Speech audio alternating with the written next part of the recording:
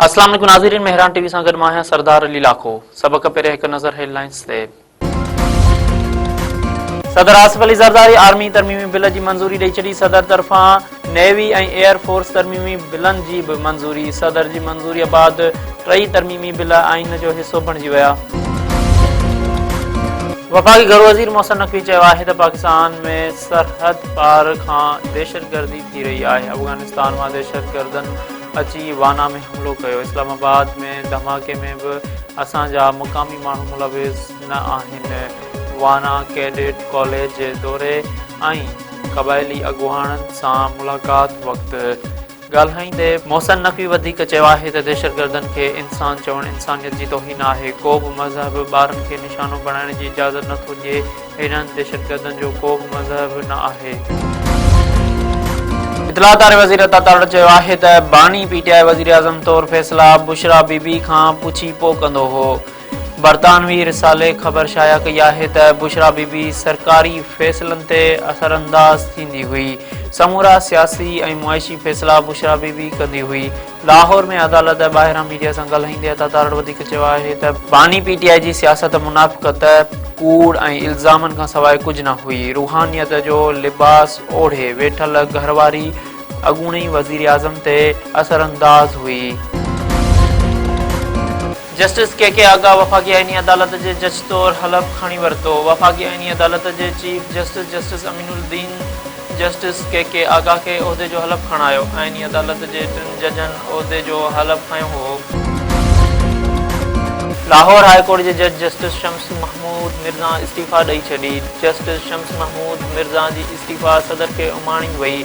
ज़रियनि जो चवणु आहे त जस्टिस शम्स महमूद ज़ाती सबबनि जे करे इस्तीफ़ा ॾिनी आहे। जस्टिस महमूद मिर्ज़ा हिन वक़्तु सीनियरिटी लिस्ट में 5 नंबर ते हो।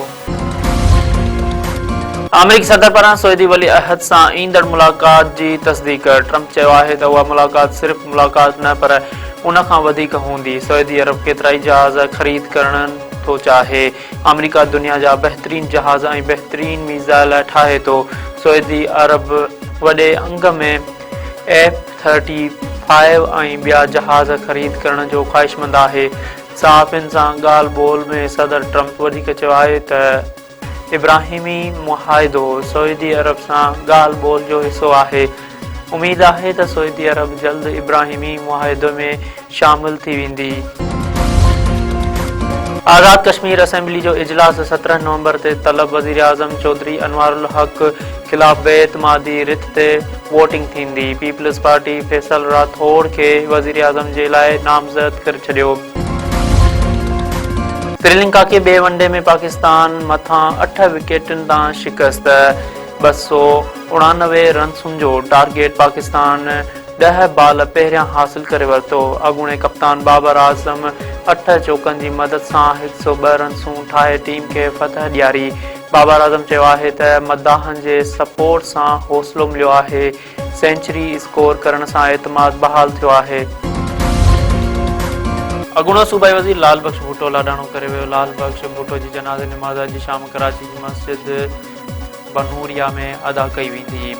वॾे वज़ीर सैयद मुराद अली शाह, सीनियर वज़ीर शर्जील इनाम महमूद ऐं ॿियनि पारां ॾुख जो इज़हार। सैयद मुराद अली शाह चयो आहे त लाल बख्श भुट्टो बहितरीन इंसान ऐं पार्टी जो सचो कारकुन हो। संदसि ख़िदमतूं यादि रखियूं वेंदियूं। सिंध जे मुख़्तलिफ़ इलाइक़नि में रोड हादसा। मास्तरियानी समेत 2 ॼणा फौत। रतेदेरे में ट्रैक्टर जो चिटकी खे टक्कर। प्राइमरी मास्तरियानी फौत थी वई। 28 वरियनि जी शुमाइला भुट्टो स्कूल ड्यूटीअ ते वेंदे हादसे जो शिकार थी। मलीर में तेज़ रफ़्तार डंपर जो मुसाफ़िर वैन ऐं रिक्शा खे टक्कर। 1 ॼणो फौत। रज़ाकाबाद वारे इलाइक़े में हादसो पहुती। रिक्शा ड्राइवर जे रहीम बख्श खोसो तौरु सुञाणप। नवीं आइनी तरमीम ख़िलाफ़ सिंध में वकीलनि जी अॼु ॿिए ॾींहुं हड़ताल। सिंध बार काउंसिल जे सॾ ते कराची, हैदराबाद, सक्कर ऐं ॿियनि शहरनि में अदालती कार्रवाइयुनि जो बाइकॉट। केसनि जूं रिथियल ॿुधणियूं न थी सघियूं। साइलिन नवियुनि तारीख़ूं वठी वापसि। 27वीं तरमीम बाबति लाइअमल जोड़ण लाइ वकीलनि जो सफ़र में कन्वेंशन जारी। वकील अॻुवाण ऐं ॿार उहिदेदार समेत सॼी सिंध मां 100 वकील शरीक।